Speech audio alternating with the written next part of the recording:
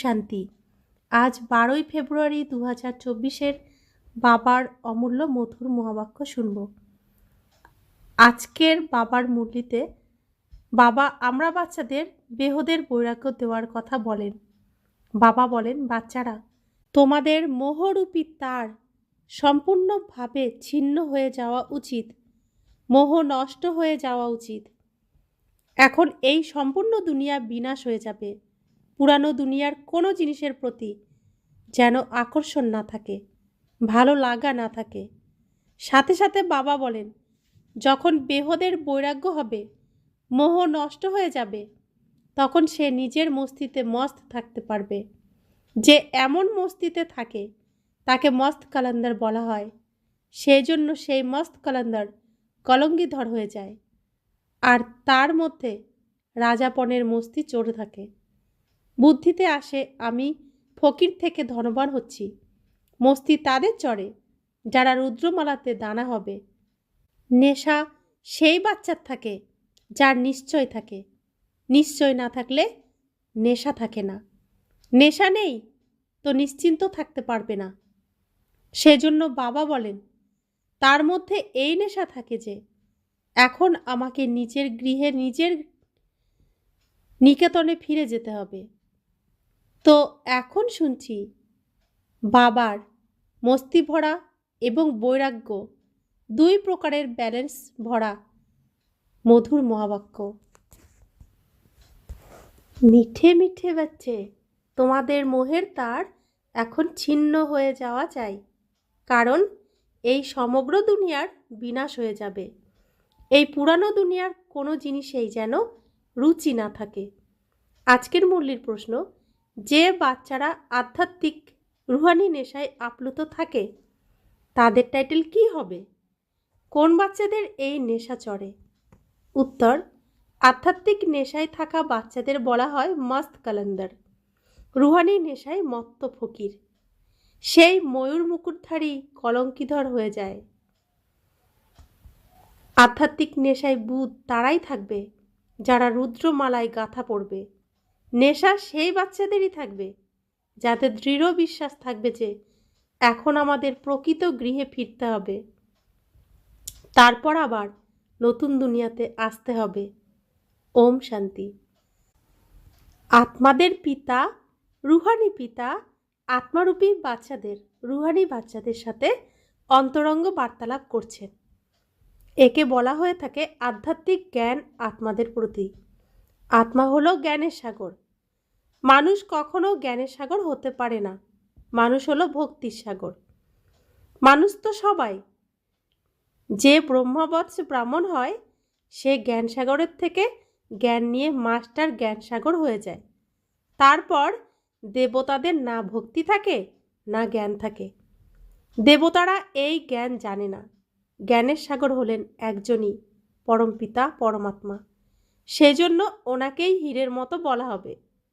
উনিই এসে করির থেকে হীরা, পাথর সম বুদ্ধি থেকে দৈবী বুদ্ধির, পারস বুদ্ধির বানান। মানুষের কিছুই জানা নেই। দেবতারাই আবার এসে মানুষে পরিণত হয়। দেবতা হয় শ্রীমতের দ্বারা। অর্ধকল্প সেখানে সত্যযুগে কারোরই মতের দরকার নেই। এখানে তো অনেক গুরুর মত নিতে থাকে। এখন বাবা তোমাদের বুঝিয়েছেন যে তোমরা সদ্গুরুর থেকে শ্রীমত প্রাপ্ত করো। শিখরা বলে সদ্গুরু অকাল বা মৃত্যুঞ্জয়। এর অর্থও জানে না, ডাকও দেয়। সদ্গুরু অকাল মূর্ত, অর্থাৎ সদ্গতি করেন যিনি, তিনি অকাল মূর্তি। কাল বা মৃত্যু যাকে নিতে পারে না। অকাল মূর্ত পরমপিতা পরমাত্মাকেই বলা হয়। সদ্গুরু আর গুরুর মধ্যেও রাত দিনের পার্থক্য, তাই একে ব্রহ্মার দিন আর রাত বলে। ব্রহ্মার দিন, ব্রহ্মার রাত। তো অবশ্যই বলা হবে ব্রহ্মা পুনর্জন্ম নেন। যিনি ব্রহ্মা তিনিই বিষ্ণু হন। তোমরা শিব বাবার মহিমা করো, ওনার হীরে তুল্য জন্ম হয়। তো আমরা লৌকিকে চিত্র দেখি বিষ্ণুর নাভি থেকে ব্রহ্মা বেরিয়েছে, অর্থাৎ সৃষ্টির শুরুতে বিষ্ণু আর সৃষ্টির অন্তিম সময়ে ব্রহ্মা হয়। তো যে নারায়ণ বিষ্ণু সেই আবার ব্রহ্মা হয়ে যায়। ছবিও তারা তৈরি করে, অথচ মানে না, জানে সবই কিন্তু মানে না। এখন তোমরা বাচ্চারা গৃহস্থ ব্যবহারে থেকে পবিত্র হও। তোমাদের পবিত্র হয়ে আবার এই জ্ঞান ধারণ করতে হবে। কুমারীদের কোনো বন্ধন নেই, ওদের শুধুমাত্র মা বাবা ভাই বোনের স্মৃতি থাকে। আবার শ্বশুরবাড়ি গেলে দুটো পরিবার হয়ে যায়। এখন বাবা তোমাদের বলেন অশরীরী হয়ে যাও, এখন তোমাদের সবাইকে ফিরে যেতে হবে। তোমাদের পবিত্র হওয়ার যুক্তিও বলছি। একমাত্র আমিই হলাম পতিত পাবন।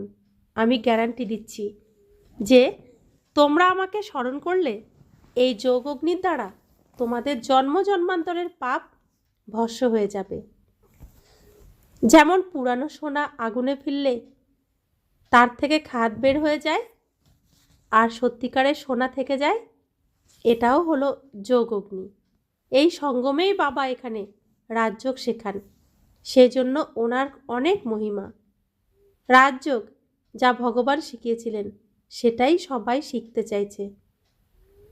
বিদেশ থেকেও সন্ন্যাসীরা অনেককে নিয়ে আসে। ওরা ভাবে এরা সন্ন্যাস নিয়েছে, এখন তো তোমরাও সন্ন্যাসী। কিন্তু অসীম জগতের সন্ন্যাসকে কেউ জানে না। অসীম জগতের সন্ন্যাস একমাত্র বাবাই শেখান। তোমরা জানো এই পুরানো দুনিয়া শেষ হতে চলেছে। এই দুনিয়ার কোনো জিনিসের প্রতি আমাদের রুচি থাকে না। অমুকের শরীর ছেড়েছে গিয়ে দ্বিতীয় শরীর নেয় ভূমিকা পালন করার জন্য। আমরা তবে কাঁদবো কেন? মোহের তার ছিন্ন হয়ে যায়। আমাদের এখন নতুন দুনিয়ার সাথে সম্পর্ক তৈরি হয়েছে। এরকম বাচ্চারাই মস্ত কলঙ্কিধর ময়ূর মুকুটধারী হয়। তোমাদের মধ্যে রাজা হওয়ার নেশা রয়েছে, ব্রহ্মা বাবার মধ্যেও তো নেশা রয়েছে যে আমি সত্যযুগে গিয়ে ময়ূর মুকুটধারী কলঙ্কিধর হব, ভিখারি থেকে ধনবান হব। ভিতরে ভিতরে এই নেশা চড়তে থাকে। সেই জন্যই তো মস্ত কালান্দার মস্ত ফকির আধ্যাত্মিক নেশায় যিনি মত্ত, তাকেই বলা হয় মস্ত কালান্দার। ব্রহ্মা বাবার তো সাক্ষাৎকারও হয়। যেমন ওনার নেশা চড়ে থাকে, তোমাদেরও তেমন নেশা চড়া চাই। তোমরাও রুদ্রমালাতে গাথা পড়বে। যাদের দৃঢ় বিশ্বাস হয়ে যায় তাদের নেশা চড়বে। আমাদের অর্থাৎ আত্মাদের এখন ফিরতে হবে নিজ নিকেতনে। আবার নতুন দুনিয়াতে আসব। এই দৃঢ় বিশ্বাসের সাথে যারা ব্রহ্মা বাবাকে দেখবে তারা শিশু কৃষ্ণকে দেখতে পাবে। কত সুন্দর সে!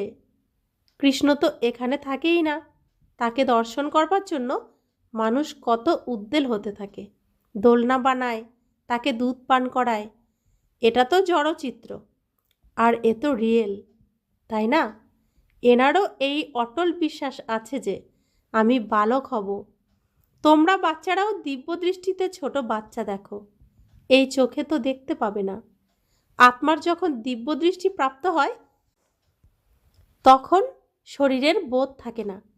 ওই সময় নিজেকে মহারানী আর ওনাকে কৃষ্ণকে বাচ্চা মনে হবে। এই সাক্ষাৎকারও এই সময়ে অনেকেরই হয়ে থাকে। অনেকের সাদা পোশাক পরিহিতর সাক্ষাৎকার হয়। তাকে আবার বলে তুমি এদের কাছে যাও, জ্ঞান নাও, তবে এরকম প্রিন্স হবে। এ তো জাদু হয়ে গেল।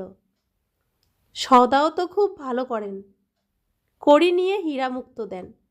তোমরা হীরের মতো হও। তোমাদের শিব বাবা হীরের মতো তৈরি করেন, সেজন্য তিনি মহান। মানুষ না বোঝার জন্য জাদু জাদু বলে দেয়। যারা আশ্চর্যপদ ভাগন্তি হয়ে যায় তারা গিয়ে উল্টোপাল্টা কথা বলতে থাকে। এরকমভাবে অনেকে ট্রেটর বিশ্বাসঘাতক হয়ে যায়। এরকম ট্রেটর হলে উঁচু পদ পেতে পারে না। তাদের বিষয়ে বলা হয় গুরুর নিন্দক কোথাও স্থান পায় না। এখানে সত্যিকারের বাবা আছেন, এটাও তোমরা এখন বোঝো। মানুষ বলে দেয় তিনি যুগে যুগে আসেন। আচ্ছা, যুগ হলো 4টি, তাহলে 24 অবতার কিভাবে বলা যায়? আবার বলে নুড়ি পাথর প্রতিটি কণায় কণায় পরমাত্মা আছেন। তবে সবাই পরমাত্মা হয়ে গেল? বাবা বলেন আমি কড়ি থেকে হীরে বানিয়ে থাকি, আমাকেই তারা নুড়ি পাথরে ঠুকে দিয়েছে। সর্বব্যাপী হয়ে গেলে সব কিছুতে থাকলে তবে তো কোনো ভ্যালু থাকলো না। আমার কীরকম অপকার করে? বাবা বলেন, এটাও ড্রামাতে স্থির হয়ে আছে। যখন এরকম হয়ে যায় তখন বাবা আবার এসে উপকার করেন, অর্থাৎ মানুষকে দেবতা বানান। ওয়ার্ল্ডের হিস্ট্রি, জিওগ্রাফি আবার রিপিট হয়। সত্যযুগে আবার এই লক্ষ্মী নারায়ণই আসবে। ওখানে শুধু ভারতই থাকে। শুরুতে খুবই কম দেবতারা থাকে, আবার ক্রমশ বৃদ্ধি পেতে পেতে 5000 বছরে কত হয়ে গেল। এখন এই জ্ঞান আর কারোর বুদ্ধিতে নেই। বাকিটা হলো ভক্তি। দেবতাদের চিত্র দেখে দেবতাদের মহিমা গায়। এটা বুঝতে পারে না যে এরা চৈতন্য রূপে ছিল। কোথায় গেল তারা? চিত্রকে পূজা করে, কিন্তু তারা কোথায় গেল?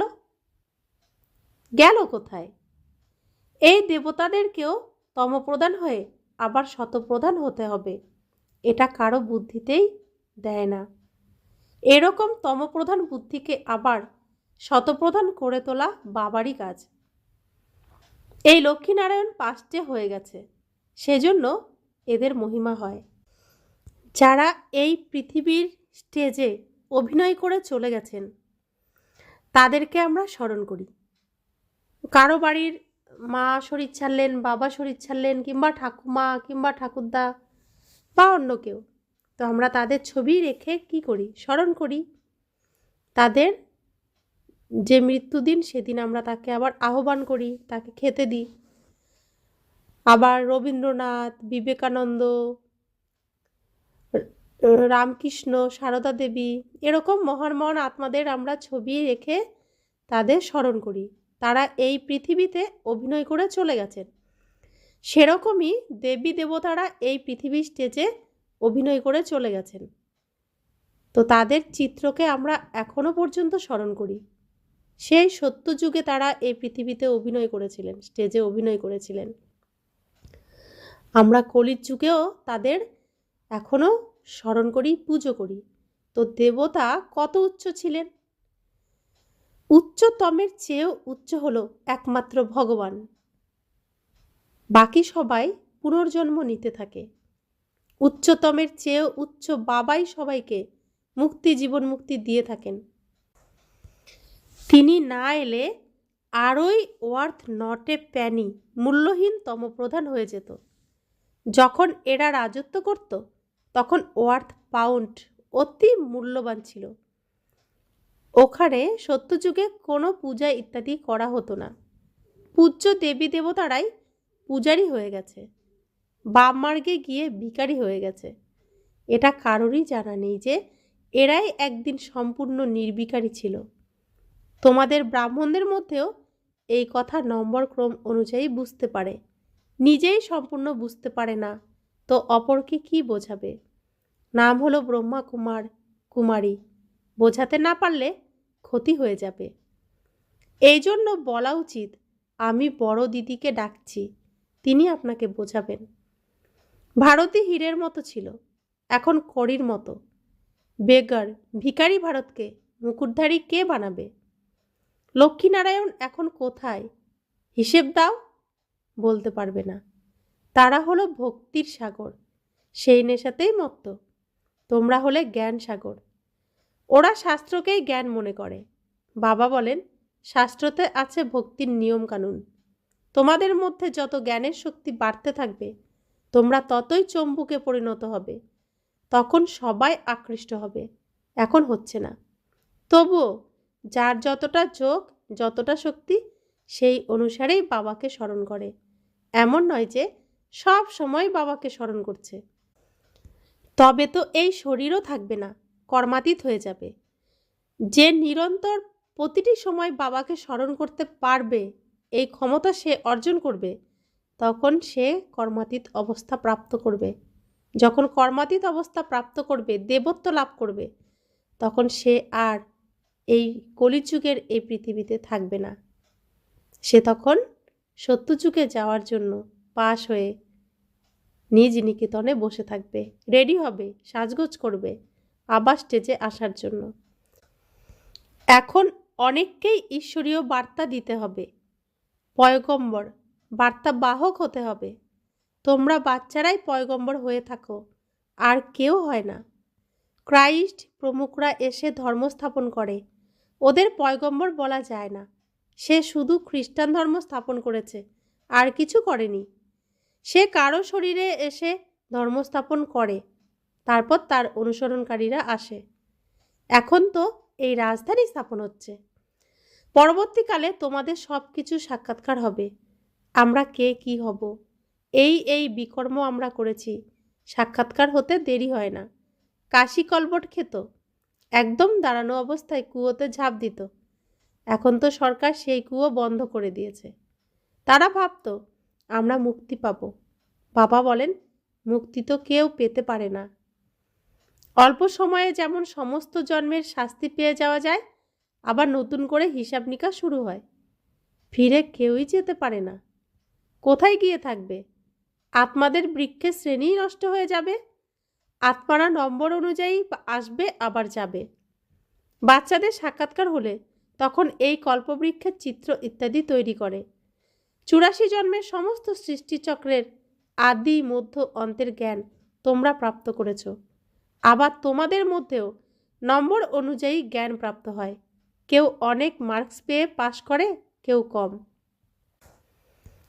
100 মার্কস কারোরই হয় না, 100 হয়ই বাবার। সেটা তো কেউ হতে পারে না। অল্প অল্প পার্থক্য হয়ে যায়। এরকমও কেউ হতে পারে না। কত শত মানুষ, সবার ফিচার্স যার যার নিজের মতো। আত্মারা সবাই হলো কত ছোট বিন্দু। মানুষ কত বড় বড়, কিন্তু আকৃতি একের সাথে অপরের মেলে না। যত আত্মারা আছে ততটাই আবার হবে।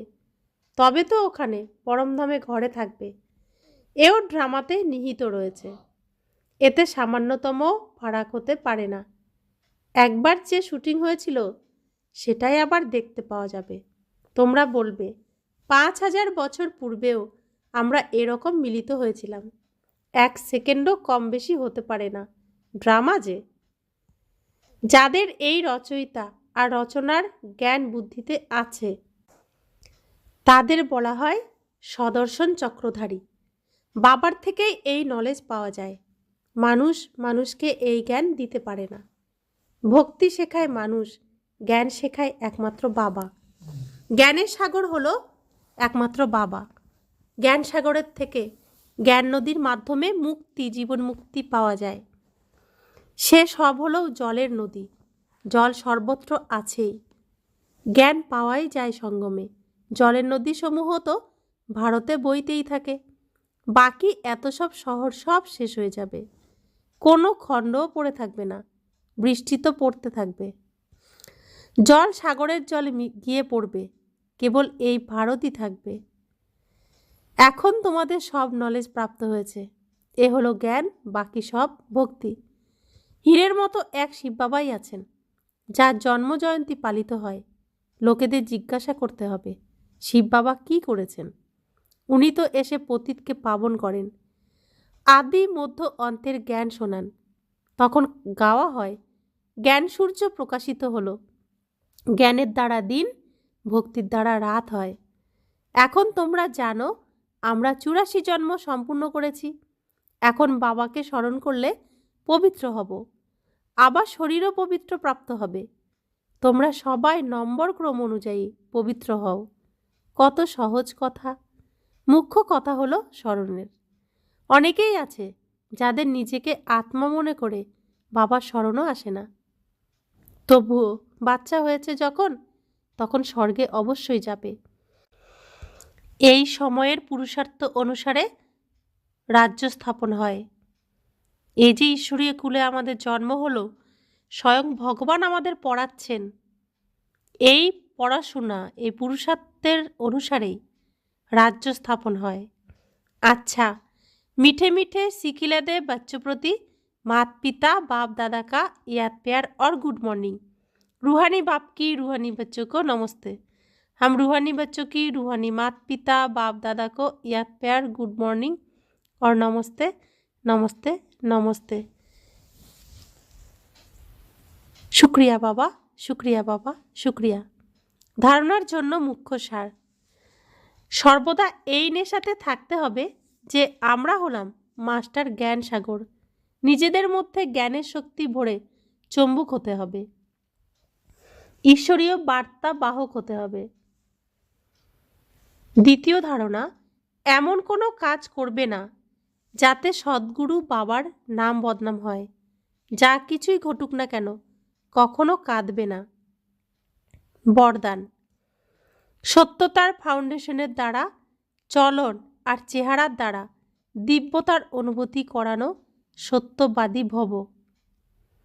দুনিয়াতে অনেক আত্মারা নিজেকে সত্যবাদী বলে থাকে বা মনে করে, কিন্তু সম্পূর্ণ সত্যতা পবিত্রতার আধারেই হয়।